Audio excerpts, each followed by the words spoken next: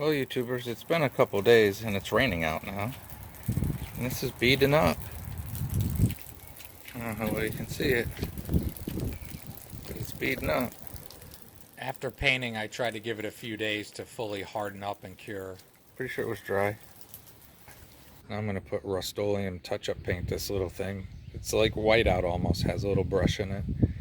So it was like $3. So it took my total for this paint job up to about $20 exactly. Here we go. Let's see. Hopefully I don't make it worse.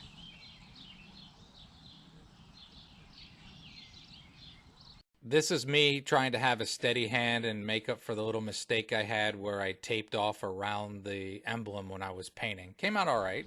See how it comes out. I think that's enough. I don't want to make it worse. I'm gonna take the tape off. Okay, it's better. All right, I think that's good. And when I do the super light sanding, I might be able to clean it up a little better, but you can't, again, it's not perfect when you do touch up like that, but you can't see it right away. So that's a good thing. I am now gonna wash this, wet sand it with 1500 grit, and then I'm gonna buff it out. Sun's on it, but hopefully it'll be all right. So that I wouldn't get any of the white paint down on the bumper and the front end. We'll see if it works. Okay, YouTubers, I was nervous before. I'm nervous again. I'm gonna wash it.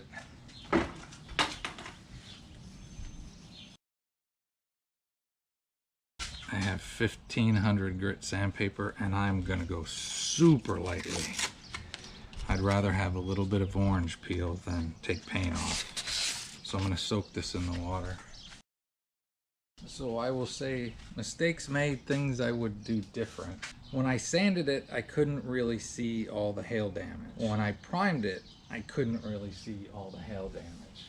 But when I put that white paint on, man, you get the right angle. I got a good dozen, maybe 14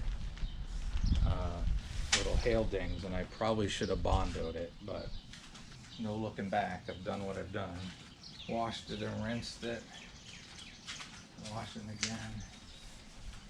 What I'm also going to do, I'm going to stay away from the edges, and I'm going to go super light. Just trying to take a tiny bit of orange peel off it. So here we go.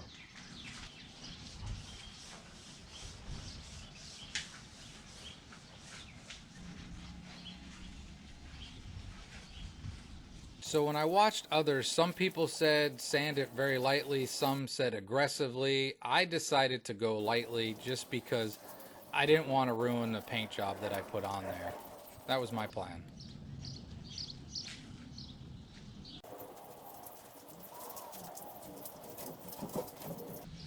You can hear a tiny bit of it. I'm literally putting no pressure on this.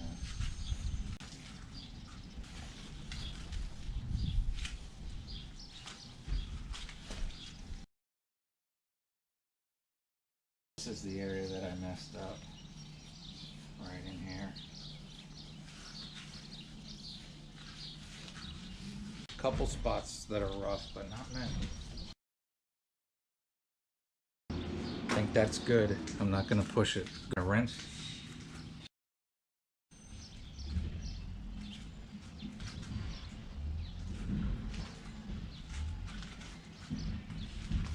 All right, I'm gonna try one more time with sandpaper. And again, I'm literally just laying it on there. This is one of those kind of summing up your patience kinds of jobs. I'm scared to take the paint off, to be honest with you. Because again, people just say, well, then you wet sand it. Well, how much do you wet sand it? So I don't know. There's some.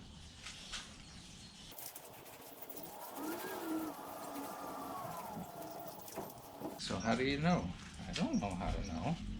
So the objective with doing wet sanding is to get the peaks in the paint off the vehicle. So I'm at the point, if I got some orange peel, I got some orange peel. I don't want to take paint off. Because this is not going to confuse anybody that it was, ooh, you had that done at the dealership. No, I did not. No one's going to say that. Okay, rinse it. I'm going to dry it with microfiber. All right, so After doing the wet sanding as lightly as I did it, it's kind of scary because it makes it look worse, you know, but you're going to get there from that. Before I go on, I'm going to talk about clear coating. And you can leave comments, tell me if I'm right or wrong. I'm probably wrong, but I'm not going to clear coat it. I'm going to do what I'm getting ready to do instead. I don't really want it to get super shiny. I know it protects it, but what I'm going to do should protect it, and I can always clear coat at a later time. So the rest of the paint job is 22 years old, and and the hood already looks a lot brighter than the rest of it, so I'm trying not to get it super shiny. If I was doing the whole vehicle, obviously I would clear coat it. First of all, this is far from perfect. It is what it is. I mean, the turbo spray is a great thing. Doing it out of a can, a spray can, a rattle can is one thing, but it's not going to look like a factory job. I was hoping for a 1 to 3 foot paint job, you know, and I feared a 5 to 6 foot paint job. And what I mean by that is, you know, from 1 to 3 feet it looks good, and when you get closer, or 5 to 6 feet, you're like, oh, that's good from distance, and you get closer, it looks terrible. I think I'm somewhere in the middle. Here we go. What I'm going to do now is I'm going to use Meguiar's compound.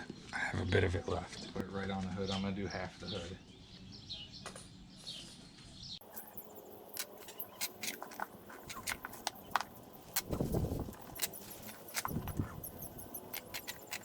Okay, maybe I don't. I have a, hold on. I also have some turtle wax polishing compound. I might use that, but we'll see. I kind of like Meguiar stuff, even though I'm not great at it. Now, we got the buffer. I don't have a fancy buffer. I have one of these cheap ones.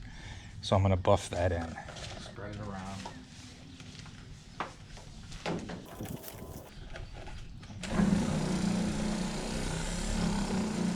Gotta buff in the compound pretty well. I'd say I buffered half of the hood for about 5 minutes or so. There we go.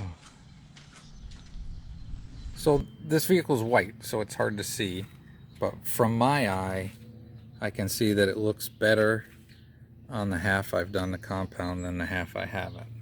Now I'm gonna put wax on that half. All right, now I have 3 to choose from. I got Meguiar's Pure Wax, this is Marine and RV. I got Meguiar's High Gloss Polish, Marine and RV.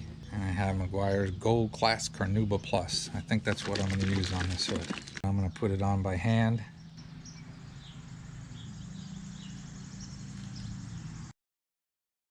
Pretty straightforward, you're just putting wax on it. Okay, because I don't have enough of that other, I'm gonna do the turtle wax on the other side. Let's see how different it looks. Whoa, got a lot more on there. Spread it around.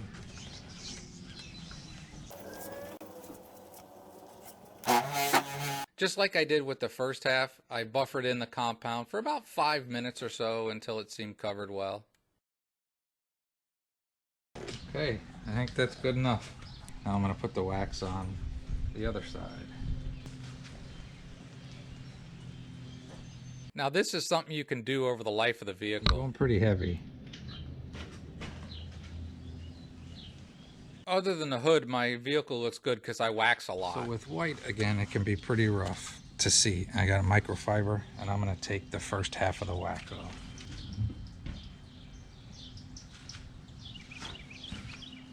The camera doesn't catch white well, but it starts popping pretty quick once you take the wax off it. Definitely looks better. It's a little shinier. It's still, I can see when I showed you in the paint, the last video, the mistakes I made are there. I can see them. I should show you the magnets I used to put on the front of the hood. I can put a magnet strategically over this spot. There's a tiny bit of orange peel, but that's to be expected. Again, under 20 bucks with even the touch-up stuff, so pretty darn good for 20 bucks. And a novice. All right, here's the half that has polish on it and not shined yet, and I can see the line, the difference with my eye. But again, white is pretty difficult. And I'll go in closer, I'll show you my mistakes.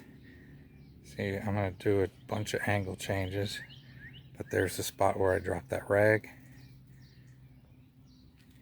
So you can see it, it's there. That's on me, and my bad.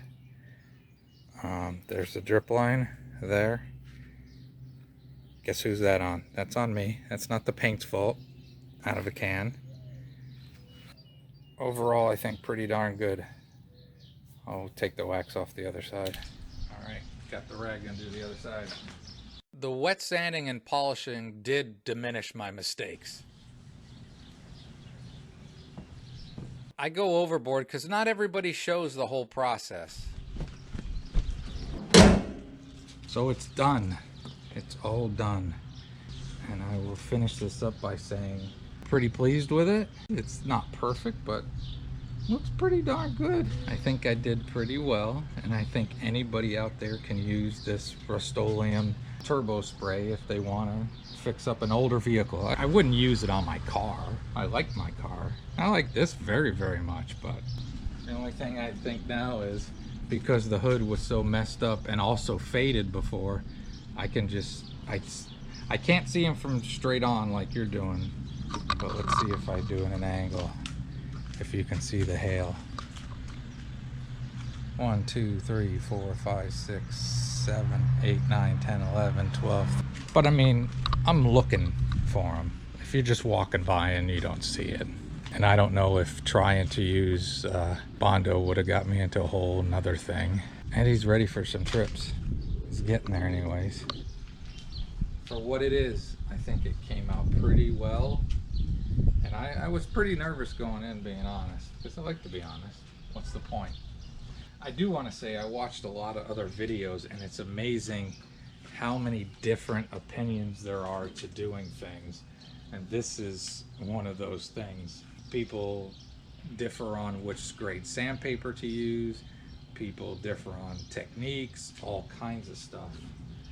So like I said, if you're a novice and don't know what you're doing, it can be really confusing, which adds to a little bit of fear's not the right word, apprehension about trying this yourself.